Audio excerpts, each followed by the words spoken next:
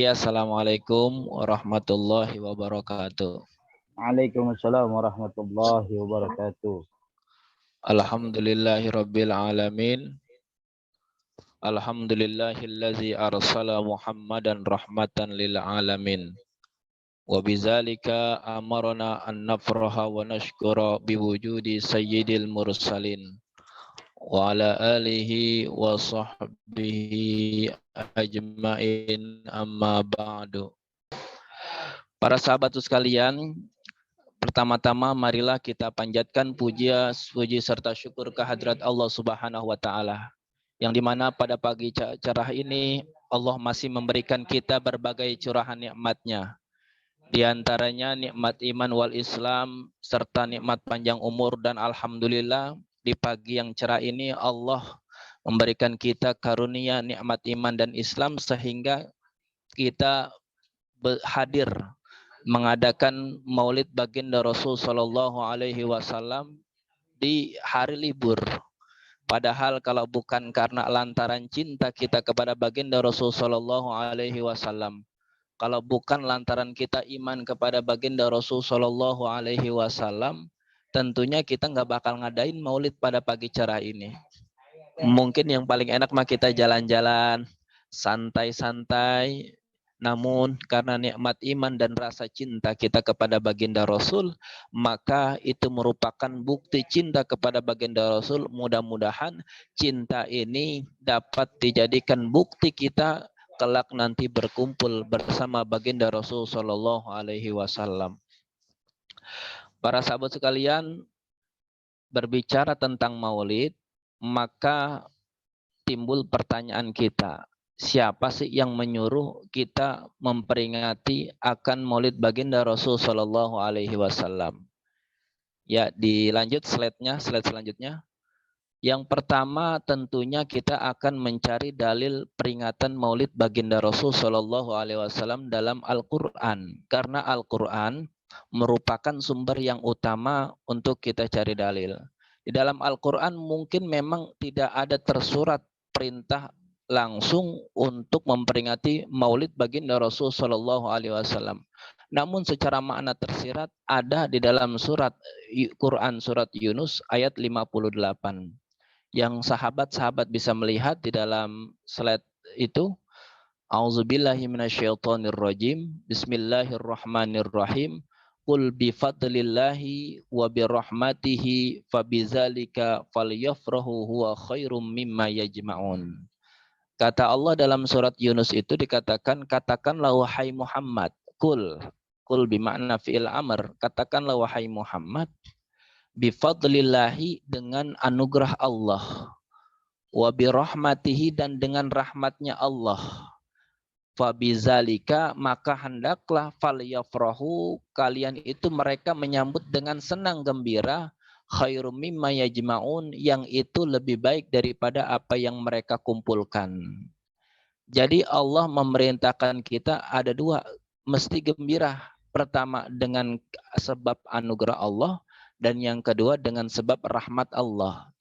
Jadi Allah memerintahkan kita gembira nih. Pertama karunia dan rahmatnya. Selanjutnya, lantas timbul pertanyaan kepada kita, yang dimaksud dengan karunia Allah dalam bahasa Arabnya tadi bifadlillah, dan yang dimaksud dengan rahmatillah, rahmat Allah maksudnya apa itu? Maka dikatakan oleh para alim ulama, tentunya kita membutuhkan para mufassirin. Siapa itu mufassirin? Mufassirin itu adalah orang-orang yang ahli tafsir, menafsirkan makna-makna Al-Quran yang kurang jelas kayak begitu, menjelaskan sesuatu yang lebih jelas lagi. Maka dijelaskan oleh para alim ulama apa yang dimaksud dengan rahmah, apa yang dimaksud dengan al-fadlu, ya begitu, atau fadlu dan rahmah, demikian yang tadi kita bahas. Maka banyak ulama yang mengatakan bahwa kalimat bifadlillah, karunia Allah itu adalah Al-Quran. Jadi dengan sebab Al-Quran, kata Allah, wahai Muhammad, katakanlah kepada orang mukmin dengan sebab karunia Allah, maksudnya karunia Allah itu adalah Al-Quran diturunkan kepada umat baginda Rasulullah SAW, hendaklah kita itu bergembira. Karena Al-Quran merupakan sumber hukum tuntunan kita dari dunia menuju akhirat. Al-Quran merupakan petunjuk kita yang merupakan mukjizat terbesar baginda Rasul, itu nggak akan punah. Maka Al-Quran datang, kita mesti bergembira. Yang kedua, al-fadlu di sini dikatakan adalah apa? Ada yang mengatakan ilmu, itu dikatakan. Menurut Abu Syekh, riwayat dari Ibnu Abbas, bahwa yang dimaksud dengan al-fadlu adalah ilmu. Nah, itu ada satu riwayat al-fadlu itu ilmu. Sedangkan ar-rahmah adalah Nabi besar Muhammad Sallallahu Alaihi Wasallam. Selanjutnya, kenapa ada ulama yang mengatakan rahmatnya Allah itu Nabi besar Muhammad Sallallahu Alaihi Wasallam? Kenapa enggak yang lain saja? Enggak para nabi, enggak yang lainnya. Kenapa?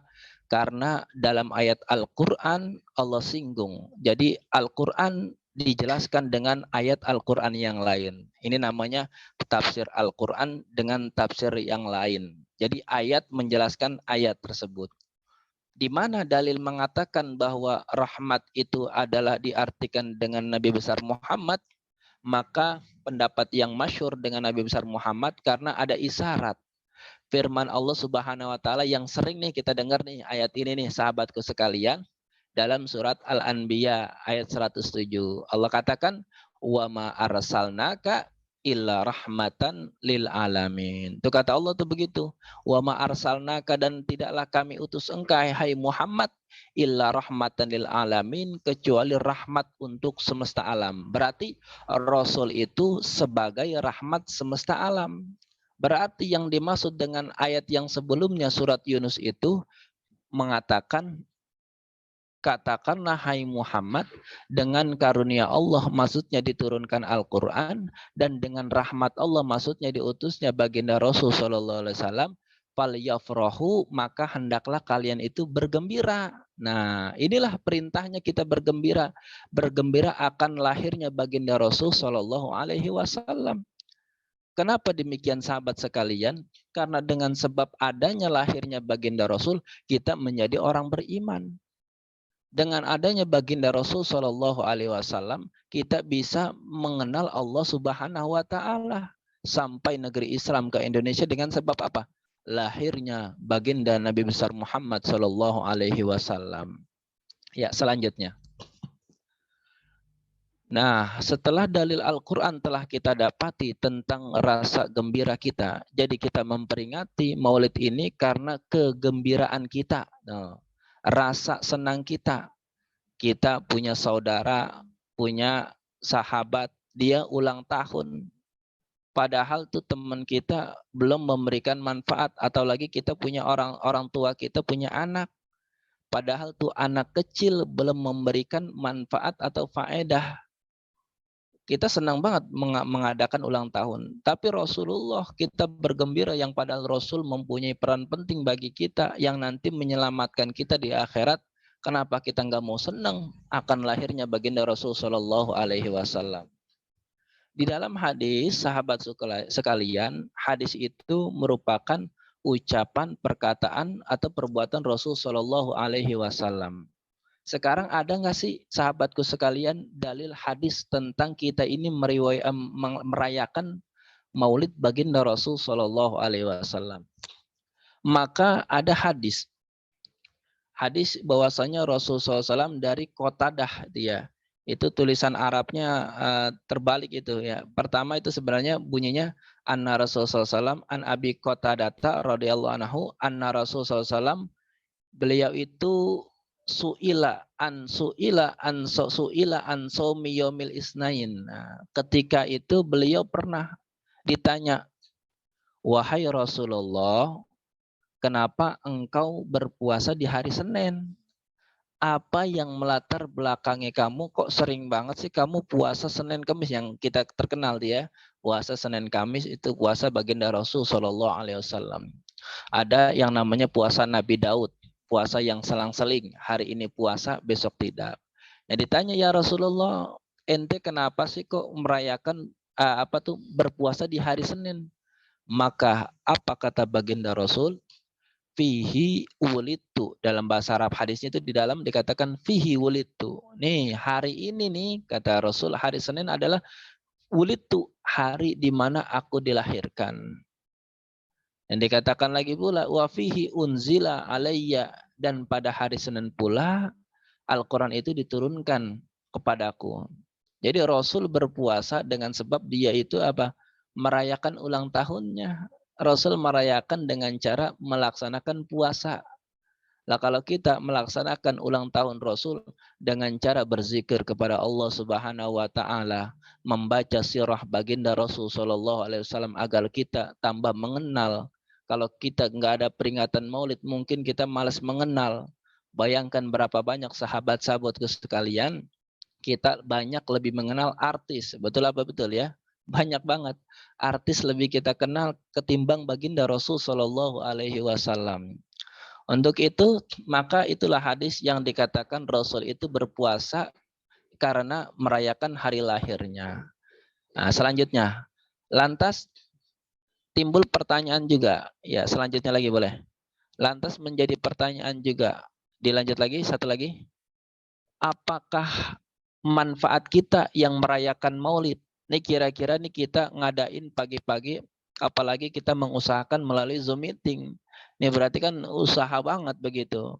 Ya kalau kita datang langsung lebih enak. Ya ini kita melalui Zoom meeting. Ya kita mengusahakan adakah manfaat kepada kita yang melaksanakan bergembira akan baginda Rasul Shallallahu Alaihi Wasallam. Maka jawabannya pasti. Itu nggak usah ditanya. Kenapa demikian hadirin sekalian, sahabatku sekalian? Karena apa? Orang kafir aja, mohon maaf, orang non-muslim, orang kafir yang bernama Abu Lahab, atau yang terkenal dengan pamannya baginda Rasul Sallallahu Alaihi Wasallam, orang yang paling menentang baginda Rasul, itu gara-gara gembira, beliau diringankan siksanya. Subhanallah. Di dalam hadis Sahih Bukhari dikatakan itu. Faqad jaa fil Bukhari annahu yukhaffafu an abillah bi kulli yaumil isnain. Dikatakan dalam hadis ini dikatakan dengan sebab apa? Bisababi ataqahu wa haza li saubata jariyatuhu lamma basyarathu biwiladatil Mustafa sallallahu alaihi wasallam. Jadi dikisahkan di dalam Sahih Bukhari dikatakan Suwaibah yang itu merupakan budak perempuan Abu Lahab. Jadi kalau dahulu masa baginda Rasul sebelum Rasul datang itu banyak perbudakan. Perbudakan itu seperti pembantu tapi beda. Kalau pembantu-pembantu kita itu mah digaji, kalau budak mah enggak. Dia orang yang paling hina begitu. Namun setelah Rasul hadir, perbudakan dihapuskan. Jadi ada Abu Lahab punya budak perempuan namanya Suwaibah. Dikisahkan Suwaibah itu melaporkan tentang kelahiran Rasul Shallallahu Alaihi Wasallam. Rasul kita tahu lahir di waktu Senin di subuh hari tanggal 12 Rabiul Awal, tahunnya tahun gajah. Dikabarkan, wahai Abu Lahab, sesungguhnya ipar kamu yang bernama Sayyidatu Aminah itu melahirkan seorang laki-laki. Wah, Abu Lahab mendengar iparnya itu melahirkan anak laki-laki, bergembira sekali. Karena kalau dahulu orang Arab, bangsa jahiliyah, orang-orang kebodohan itu dulu, bangsa jahiliyah, mereka ketika lahir anak perempuan, itu mukanya merah. Kenapa? Merasa aib, merasa malu kalau melahirkan anak perempuan. Karena perempuan, mohon maaf dalam tanda kutip, waktu dahulu itu nggak bisa apa-apa. Namun ketika Rasul Shallallahu Alaihi Wasallam lahir, dihapuskanlah seperti itu. Jadi kalau dahulu orang jahiliyah ketika terdengar istrinya melahirkan perempuan, mukanya merah, malu. Namun kalau lahirnya laki-laki, Masya Allah, senangnya bukan main. Nah maka karena itulah dikabarkan Abu Lahab, nih telah lahir nih ponakan kamu nih, ditanya laki atau perempuan, laki. Wah, saking senangnya Abu Lahab, maka Abu Lahab memerdekakan tuh budak yang bernama Suwaibah. Katanya, hai Suwaibah, kamu mulai detik ini bebas sebagai budakku. Kamu bebas. Dengan sebab apa? Dengan sebab saya bergembira akan lahirnya ponakan saya. Subhanallah. Ketika gara-gara Abu Lahab senang aja, dikisahkan selanjutnya. Next. Ya, dikisahkan itu Sayyidina Abdullah bin Abbas berkata, setelah setahun kematian Abu Lahab, saya bermimpi melihat kondisinya yang amat buruk. Ya, di dalam hadis itu dikisahkan Sayyidina Abdullah bin Abbas bertanya, bagaimana keadaanmu wahai Abu Lahab? Apa kata Abu Lahab? Wahai Abdullah bin Abbas, kondisi saya ini saya terus-menerus disiksa. Kenapa demikian? Karena emang Abu Lahab orang yang paling menentang baginda Rasul Shallallahu Alaihi Wasallam. Jadi disiksa. Hanya saja setiap hari Senin kata beliau, kata Abu Lahab, saya mendapatkan keringanan. Demikianlah karena Rasul SAW lahir pada hari Senin. Subhanallah. Bayangkan hadirin sekalian, para dewan guru, para sahabat-sahabat sekalian yang menonton dalam channel YouTube, kita orang kafir yang dikatakan Abu Lahab namanya tertulis dalam tinta emas di dalam surat Al-Lahab, beliau mendapatkan keringanan di setiap hari Senin. Subhanallah. Itu orang, mohon maaf, orang kafir. Bagaimana kita sebagai orang muslim yang kita memperingati maulid setiap hari, yang kita melaksanakan peringatan maulid di setiap tahunnya, subhanallah. Itu enggak usah ditanya bagaimana pahala limpahan keberkahan dari baginda Rasul Shallallahu Alaihi Wasallam. Ya, selanjutnya. Nah, untuk itu ada ulama yang mengarang syair, ya, ini syair tentang bagaimana Abu Lahab dibebaskan diringankan azabnya setiap hari Senin. Dikatakan iza kana haza kafirun ja'azammuhu wa tabbat yadahu fil jahimi mukhallada. Nah, jika Abu Lahab saja yang kafir dan kekal di dalam neraka setiap hari itu kekal di dalam neraka tuh ya, karena Abu Lahab itu kafir. Ingat, orang kafir dia bakal selama-lamanya di dalam neraka abadan abada. Itu menurut kita, keimanan kita begitu, Ahlus Sunnah wal Jamaah.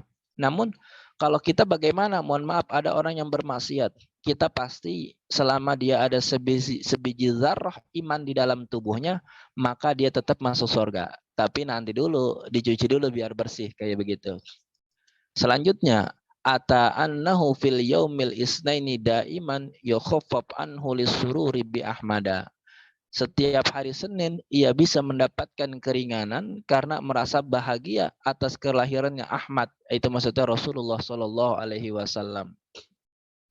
Famazannu bil abdil lazi tula umrihi bi ahmada masruron wa mata muwahhida. Nah, bagaimana dengan seorang hamba yang sepanjang hidupnya merasa bahagia? Nih kita nih, kira-kira si kafir aja itu bergembira mendapatkan keringanan azab, bagaimana nih kita yang bergembiranya setiap tahun, setiap kelahiran Rasul kita rayakan, bagaimana keadaan kita? Dan kita itu wafat dalam keadaan bertauhid, membawa iman, tentunya nggak usah ditanya. Insya Allah dapat keberkahan, kemuliaan baginda Rasul Shallallahu Alaihi Wasallam. Ya, selanjutnya. Nah, untuk itu banyak ulama-ulama yang mengarang kitab maulid.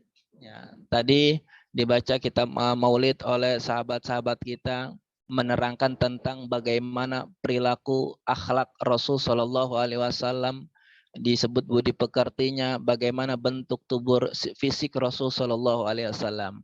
Nah, kalau dalam kitab Maulid Ad-Diba, mungkin sahabatku sekalian pernah dengar dia, dikatakan wa kana sallallahu alaihi wasallam ahsanan nasi khalqan wa khuluqan. Dikatakan, artinya apa? Nabi besar Muhammad adalah sebaik-baik manusia. Jadi kalau ditanya siapakah manusia terbaik di alam dunia ini, maka Rasul Shallallahu Alaihi Wasallam jawabannya. Kenapa? Baik dari segi fisik itu dikatakan ya khulqan itu segi fisik atau bentuk tubuhnya, maupun khuluqan atau budi pekertinya. Dalam bahasa Arab tuh beda baris saja, artinya beda. Kalau khulqan bentuk fisik Rasul, kalau khuluqan artinya akhlak atau budi pekerti Rasul. Untuk itu sahabatku sekalian, hari ini saya akan membahas tentang khulqan wa khuluqan. Bagaimana khulqan, bentuk fisik Rasulullah, Dan yang kedua, bagaimana khuluqan, budi pekerti Rasul Shallallahu Alaihi Wasallam. Dan yang pertama, selanjutnya, bentuk fisik Rasulullah. Ya, selanjutnya. Next. Nah, ini saya mengutip sebelumnya. Saya mengutip daripada sumber dalam kitab Marokil Ubudiyah. Ya, Sarah Bidayatul Hidayah yang mengarang Syekh Nawawi Al-Bantani. Jadi ini kitab Marokil Ubudiyah yang mengarang Syekh Nawawi Al-Bantani. Beliau orang Banten aslinya kayak begitu. Biasa kalau orang Betawi menisbahkan Al-Batawi begitu. Mensarakan kitab Imam Al-Ghazali yang bernama Bidayatul Hidayah. Itu sahabatku sekalian, ada tuh ya kebaca tulisannya. Itu saya memaparkan ada kurang lebih 10 keistimewaan fisik bentuk Rasul Shallallahu Alaihi Wasallam. Karena Rasulullah itu basyarun lakal basyar. Rasulullah kalau ditanya Rasulullah itu manusia. Tapi lakal basyar tidak seperti manusia biasa. Rasulullah makan, kita makan sama. Kita tidur, Rasul tidur. Tapi nanti ada perbedaan nih. Kenapa saya paparkan? Agar kita timbul rasa takzim kita kepada baginda Rasul. Agar timbul kita rasa mengagungkan baginda Rasul. Biar terpatri dalam hidup kita. Semakin cinta kita kepada baginda Rasul. Dengan keagungan bentuk tubuh Rasul Shallallahu Alaihi Wasallam. Yang pertama itu dikatakan apa? Ciri-ciri Rasul Nabi besar Muhammad SAW, lam yahtalim qat'u mutlaqan abada. Subhanallah. Rasul itu yang pertama lam yahtalim qat'u mutlaqan abada. Beliau itu enggak pernah mimpi basah. Ya. Enggak pernah mimpi yang mohon maaf ya tanda kutip orang dewasa kalau biasanya dia tanda balik itu kan ihtilam, bermimpi. Ya, apalagi anak muda mohon maaf nggak boleh ngelihat wanita cantik lewat, langsung kepikiran, tiba-tiba malamnya mimpi, pagi-paginya keluar sperma, maka mandi wajib. Ya, tapi Rasulullah nggak begitu. Selama-lamanya Rasulullah nggak pernah mimpi basah. Kenapa? Rasulullah adalah orang yang mulia, tidak ada pikiran yang jorok-jorok, tidak ada yang pikiran porno-porno. Rasulullah adalah seorang yang menjadi suri tauladan yang baik. Itu subhanallah. Nah kalau kita kan beda ya. Mimpi mulu kita mah. Waliyazubillah. Dan yang kedua, apakah sifat khususiat Rasulullah? Wama tasa'aba aslan fi madaz-zabani. Yang kedua, nih perbedaan Rasul. Rasul itu enggak pernah nguap sekali-kali. Masya Allah. Rasul nggak pernah nguap sekali-kali. Nguap, tahu nguap ya? Angop, bahasa orang Betawi-nya apa begitu. Menguap, setiap seseorang di dunia ini tidak ada satupun yang menguap. Pasti pada satu saatnya dia pasti menguap. Ya, apalagi kita nih. Nah, kira-kira dari tadi kita menyaksikan acara Maulid, menonton Maulid, kira-kira udah berapa kali nguap kita nih. Waduh, apalagi yang semalam begadang panitia tuh ya. Menyiapkan acara ini berapa kali nguap. Tapi Rasul Shallallahu Alaihi Wasallam, Nabi besar Muhammad Sallallahu Alaihi Wasallam nggak pernah nguap seumur hidupnya. Subhanallah. Mulia sekali Nabi kita besar Muhammad Sallallahu Alaihi Wasallam. Dan selanjutnya, minhu dawabu walam tahrab. Tuh, sedikit aja tuh ya. Minhu dawabu falam tahrab. Yang selanjutnya kata Syekh Nawawi bahwasanya minhu darinya baginda Rasul itu ad-dawabu, hewan ternak atau hewan liar itu falam tahrab, dia itu enggak lari dari baginda Rasul sallallahu alaihi wasallam. Karena dikisahkan sahabatku sekalian, ada sahabat yang mengatakan di kebun itu wahai Rasulullah ada onta ya, onta yang sangat liar. Kenapa? Ya, kalau ada yang mengatakan kuda. Takut apa tuh? Menyeruduk ya bahasa kita atau gara-gara dia itu liar. Liar kalau nggak boleh ngelihat orang, dia seruduk orang. Itu begitu. Saking takutnya nggak ada yang berani masuk ke dalam kebun tersebut. Rasul ingin masuk.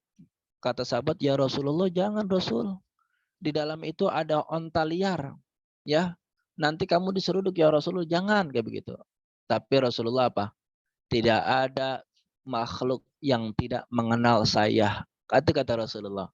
Sekalipun dia hewan, pasti dia mengenal saya. Apa yang terjadi hadirin sekalian? Rasul masuk ke dalam kebun itu. Tiba-tiba onta itu ngelihat Rasul, langsung nyamperin Rasul. Kemudian apa? Kemudian tuh tunduk di depan baginda Rasul Shallallahu Alaihi Wasallam. Subhanallah. Beda nggak sama kita? Beda. Nah kita nih, mohon maaf, kita nih kalau kita bedanya sama Rasul jauh banget. Kita datang ke komplek, padahal tuh anjing lagi tidur, ya, anjing lagi tidur. Kita jalan udah mindik-mindik, masih aja bangun, padahal kita diem begitu. Ya Allah, jauh banget sama kita hadirin sekalian. Rasul Sallallahu Alaihi Wasallam hewan yang paling galak sekalipun di depan Rasul Sallallahu Alaihi Wasallam jinak, beda sama kita. Ya. Dan yang udah berapa tuh? Udah 3. Yang keempat, apa sifat khususiyat Rasul? Wa ma waqa'at zubabatun abadan fi jismihil hasani. Itu kata Syekh Nawawi, khususiat yang keempat baginda Rasul itu selama hidupnya badannya itu nggak pernah dihinggapin laler. Masya Allah. Hewan kagak pernah nginggapin di tubuh Rasulullah. Kok bisa? Karena tubuh Rasulullah pertama wangi, loh ya. Karena tubuh Rasulullah itu mulia. Beda sama kita. Masya Allah, pagi-pagi kita udah dikelubutin laler, ya, udah dikerumungin laler kita. Malam dikerumungin nyamuk. Ya Allah, jauh banget kita sama Rasul. Mulia enggak tuh baginda Rasul Sallallahu Alaihi Wasallam? Mulia. Istimewa Rasul Sallallahu Alaihi Wasallam selama hidupnya enggak pernah tuh yang namanya dihinggapi daripada lalat. Subhanallah. Yang kelima, bi khalfihi ka'amama ru'yatun sabatat. Rasulullah itu, beliau ini unik. Masya Allah, istimewa. Beliau itu di belakangnya itu bisa melihat seperti melihat di depannya. Ada kisah begini, hadirin sekalian, sahabatku sekalian. Ketika Rasul menjadi imam, yang belakang itu sahabat sholat. Sahabat sholat di belakang Rasulullah tentunya karena yang jadi makmum. Pas ketika rapi sholat, Rasulullah menegur orang itu, wahai sahabatku, kamu itu sholat ulang lagi. Ruku kamu nggak sempurna, sujud kamu nggak sempurna. Coba ulangi lagi sholat lah. Tuh sahabat bingung, ya Rasulullah, engkau tahu dari mana? Kok ruku saya engkau katakan nggak sempurna, sujud saya kamu katakan nggak sempurna. Padahal kamu itu sedang menjadi imam, nggak nengak-nengok. Apa kata Rasulullah SAW? Ya, belakangku seperti depanku. Jadi Rasulullah bisa melihat kayak ada CCTV di belakangnya. Subhanallah. Jadi Rasulullah belakangnya itu bisa terlihat seperti Rasul melihat di depannya. Masya Allah. Kalau kita mah beda ya. Beda kita. Dipanggil berapa kali kagak nengok-nengok kita. Subhanallah. Sahabatku sekalian, yang selanjutnya apa? Khususiat Rasulullah SAW yang ke-6 dia. Yang ke-6.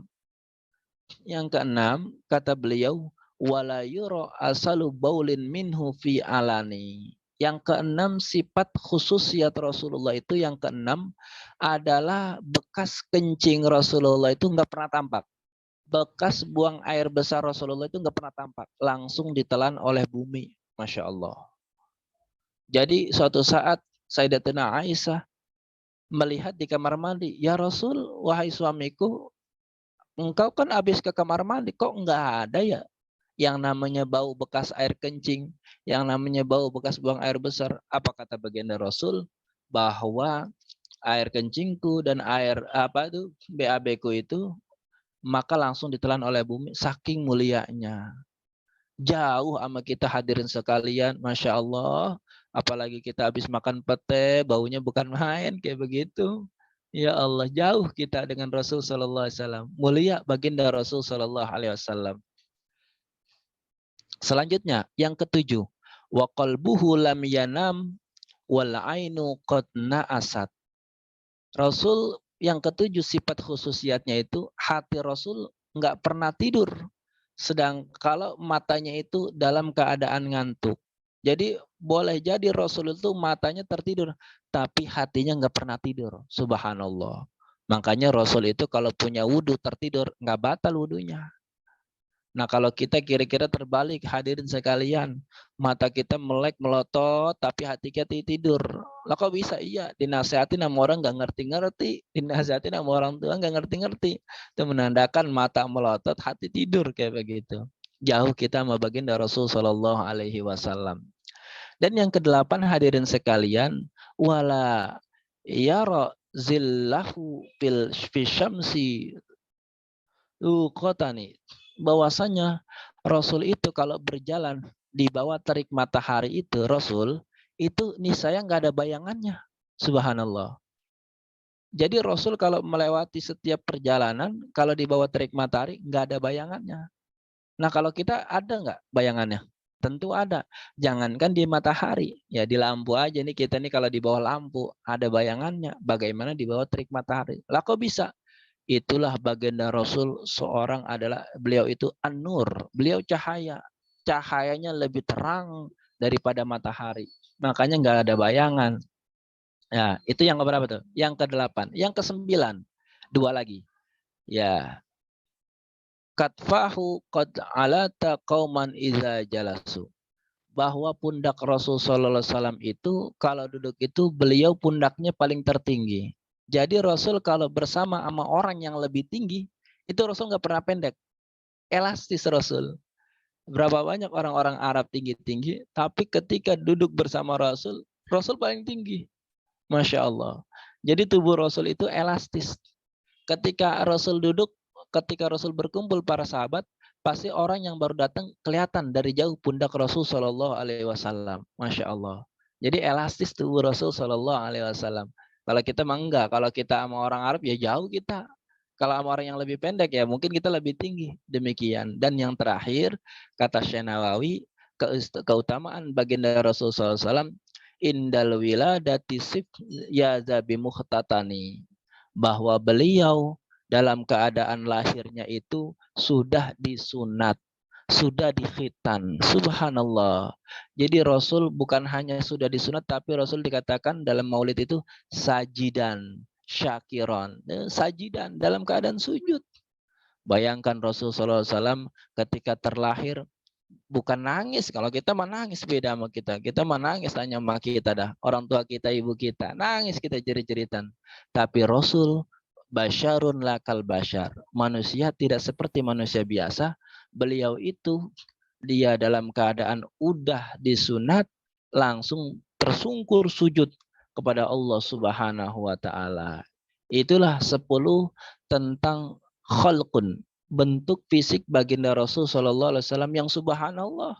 Maka menjadi kagum kita kepada baginda Rasul, dan kagum kita semakin cinta kita terpatri dalam hati kita cinta kepada baginda Rasul sallallahu alaihi wasallam. Dan selanjutnya next lagi itu udah diartikan. Dan selanjutnya bagaimana khuluq atau yang diartikan sebagai budi pekerti Rasul. Kalau ditanya apa sih budi pekerti Rasul? Rasul itu diutus apa? Innama bu'istu li utammima makarimal akhlak. Tadi kita Ustaz Robi itu ya dikatakan bahwa orang yang paling utama itu mempunyai adab, ilmu belakangan. Orang punya ilmu sedikit tapi mempunyai adab kepada orang lain, maka itu yang dipakai, yang dimanfaatkan orang lain. Kenapa? Karena kalau orang yang akhlaknya udah banyak, Masya Allah, maka dia itu di masyarakat dijempolin. Ya, kalau ilmunya banyak tapi akhlaknya dikit, nah nggak bakal dipakai hadirin sekalian. Maka Rasul pertama di antaranya akhlaknya itu bahwa beliau itu wajahnya yang sedikit aja ya. Beliau banyak akhlaknya, tapi saya sedikit aja menyinggung Rasul kalau ketemu sama siapa saja senyum mukanya. Ya dikatakan apa tuh? Lah takiranna minal ma'rufi syai'an walau antalqiya akhaka biwajhi talqin. Kata Rasulullah apa? Jangan kamu pernah meremehkan perbuatan sekecil apapun. Ya, kata Rasul jangan remehin. Meskipun apa? Meskipun hanya berupa wajah yang cerah ketika bertemu dengan saudaramu. Jadi ketemu sama saudara senyum, ketemu saudara senyum. Ya cuma senyumnya jangan lama-lama juga ya. Ntar lama-lama dikata orang gila kayak begitu. Ya senyum. Senyum sama seorang yang musuhin kita, senyum. Orang ketemu sama yang benci kita, senyum kita. Bagaimana berapa banyak orang yang masuk Islam dengan sebab budi pekerti Rasul Shallallahu Alaihi Wasallam. Ya, kayak begitu. Itu senyum. Selanjutnya. Nah, sama di dalam hadis dikatakan tabassamuka fi wajhi akhika laka shadaqatun. Tuh kata Rasul, senyummu terhadap saudaramu itu sedekah. Kita mungkin gak bisa memberikan sedekah yang banyak berupa harta atau yang lain sebagainya. Cukup senyum sama sahabat kita. Tapi senyumnya jangan disalahgunakan ya. Ya senyum kalau teman kita lagi susah kita senyumin, jangan ya. Teman kita lagi jatuh dari motor, kita senyumin, jangan. Itu namanya menghina. Tapi senyumlah ketika saudara kita dalam keadaan bahagia, kita senyum. Ketika saudara kita memberikan kabar gembira, senyum kita. Ketika berjumpa dengan sahabat kita, senyum. Jangan dianggap remeh senyum. Kenapa? Orang kalau senyum ngelihat kita senyum, Masya Allah, gembira. Coba deh, ngelihat temen cemberut aja, kesel nggak kita? Kesel. Ini orang cemberut aja, kagak ada senyumnya, ya begitu. Senyum kita dengan siapapun, sekalipun orang yang membenci kita. Ya, next selanjutnya. Nah, atas dasar itu Ibnu Battal di dalam Syarah Sahih Muslim Al-Bukhari mengatakan bahwa wajah yang ramah adalah sebagian dari akhlak kenabian. Ia bisa menepis rasa takabur dan menimbulkan rasa kasih sayang. Kalau kita senyum, maka jadi kasih sayang. Selanjutnya. Ya, dan selanjutnya itu ada ayat Al-Quran mengatakan fabi rahmati minallahi lintalahum walau kunta fazzan ghaliza. Ya, kata Allah, maka sebab rahmat dari Allah lah kamu berlaku lemah lembut. Jadi Rasul itu diperintahkan untuk berlemah lembut, ya. Jangan sama orang kasar, jangan sama makhluk yang lain kasar. Kenapa di hadis yang lain dikatakan irhamu man fil ardi yarhamukum man fis sama. Kata Rasul, cintailah orang yang ada di muka bumi, cintai. Tumbuh-tumbuhan, apa tuh ya? Tumbuh-tumbuhan jangan diinjek-injek, pohon-pohonan, pohon pisang segala ditonjok-tonjokin tuh ya. Salam dari mana tuh katanya tuh ya? Nah, bukan salam dari Jakarta, bukan. Tuh pohon-pohon pisang jangan ditonjok-tonjokin, jangan ditebang-tebangin, jangan. Itu namanya dia nggak berkasih sayang terhadap tumbuh-tumbuhan. Kata Rasul, orang yang berkasih sayang kepada makhluk yang ada di muka bumi, maka dia bakal dikasih sayang dengan makhluk yang ada di langit selanjutnya. Selanjutnya.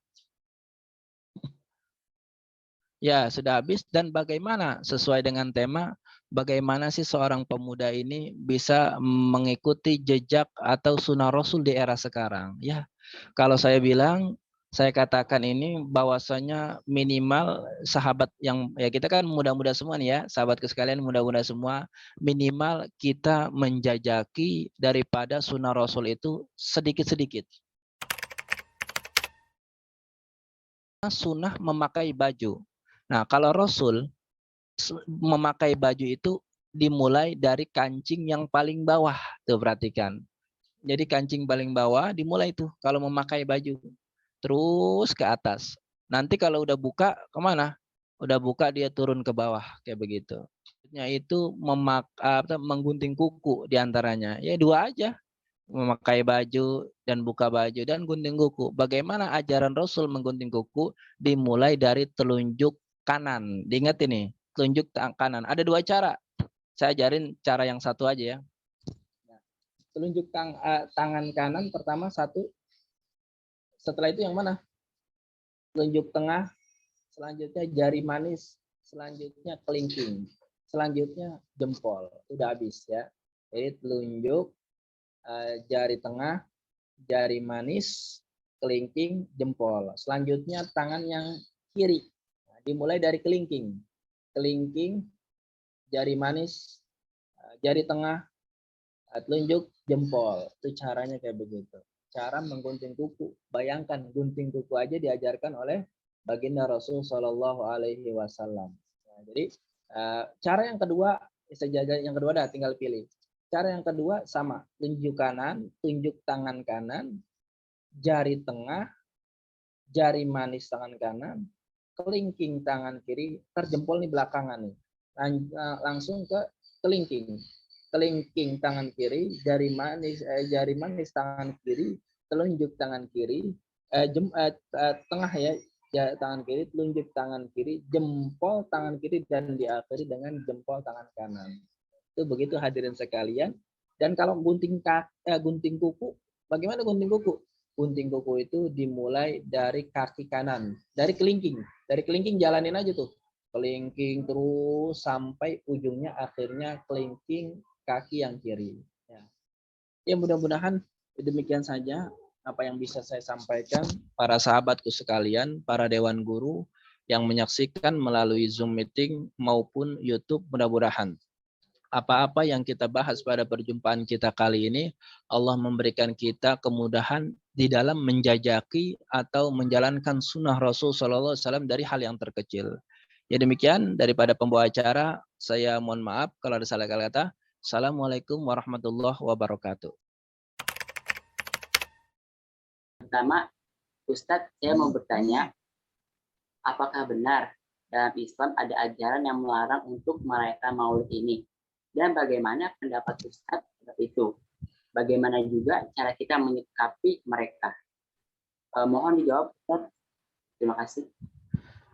Iya, sahabat sekalian, ya mungkin banyak yang bertanya tentang ya tadi tuh Maulid baginda Rasul SAW, apakah ada yang melarang?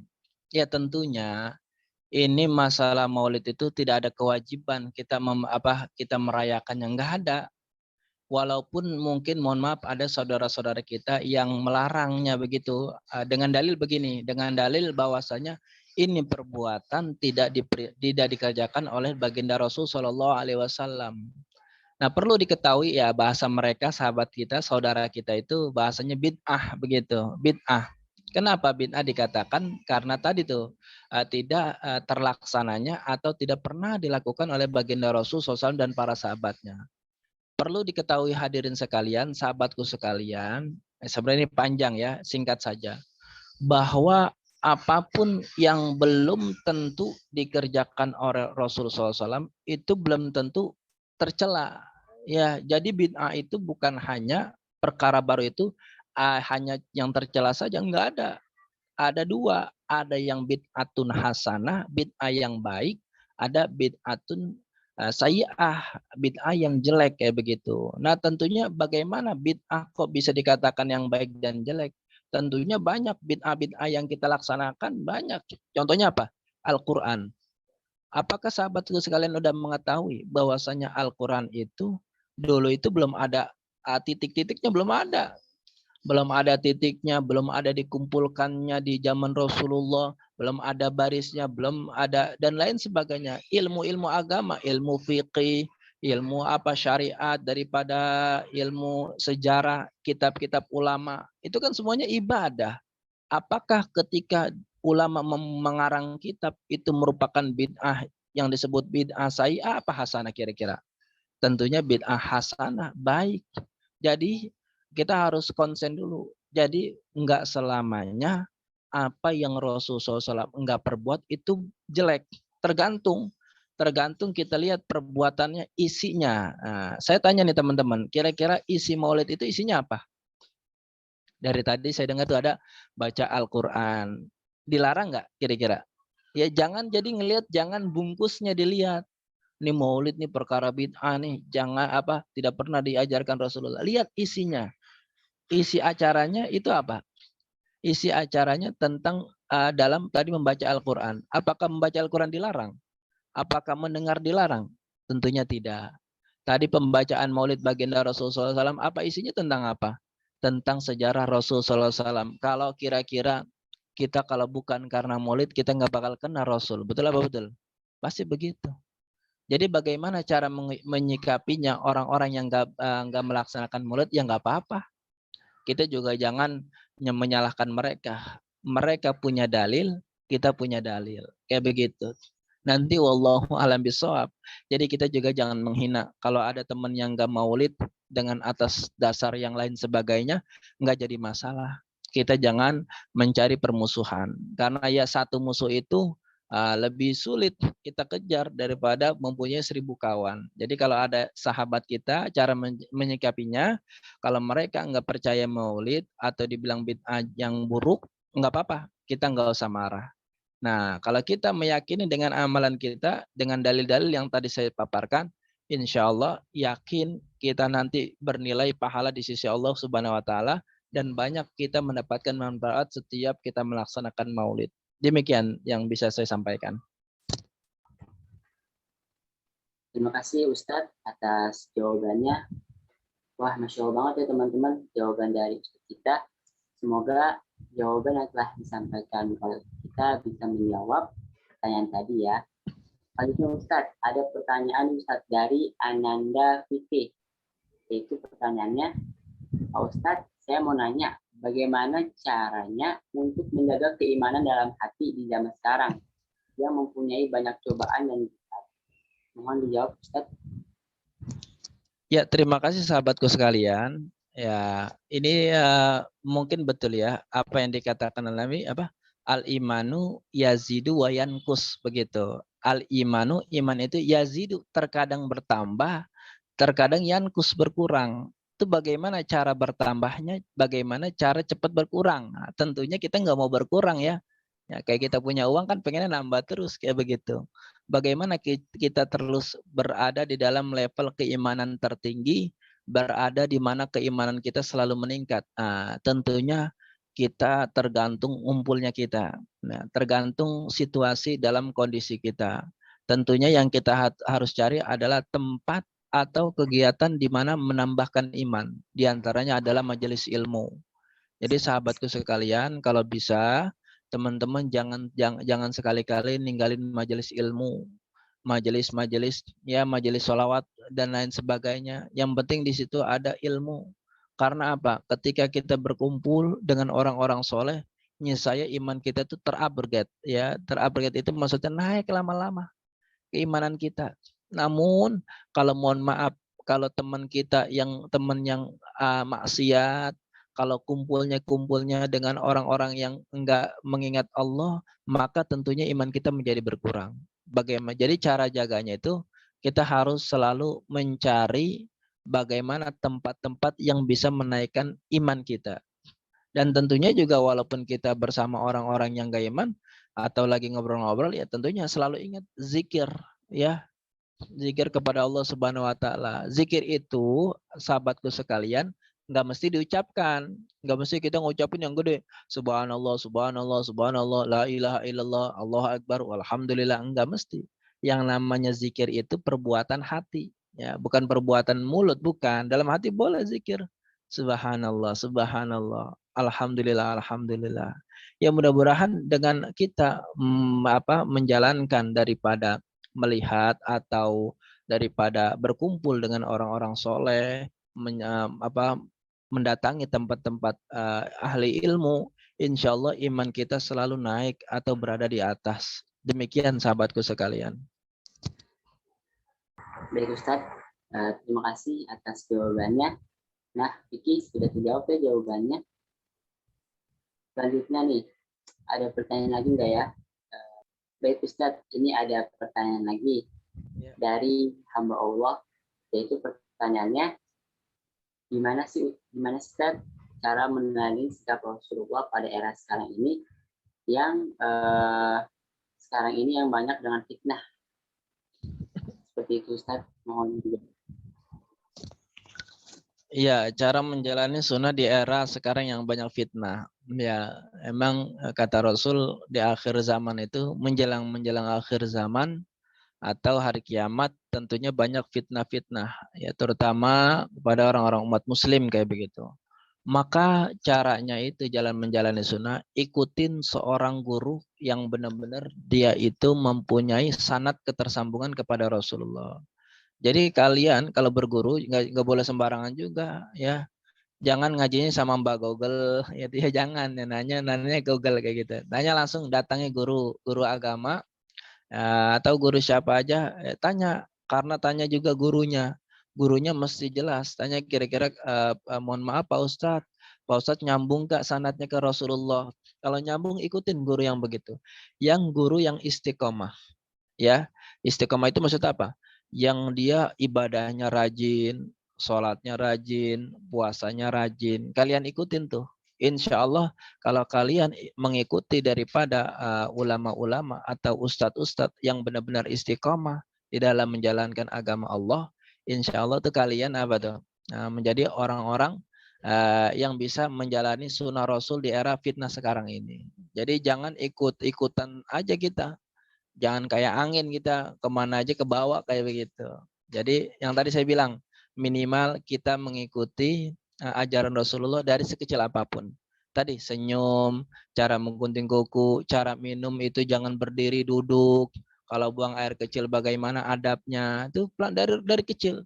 Insya Allah kecil sama kecil nanti yang besar kita bisa menjalankan. Ya demikian itu sahabatku sekalian. Baik Ustadz, atas jawabannya. Terima kasih sebelumnya. Mungkin pertanyaan tadi itu pertanyaan terakhir yang ditanyakan oleh teman-teman kita semua. Sebelumnya saya berterima kasih kepada Ustadz lagi karena setelah memberikan jawaban-jawaban yang Masya Allah banget pertanyaannya untuk kita semua.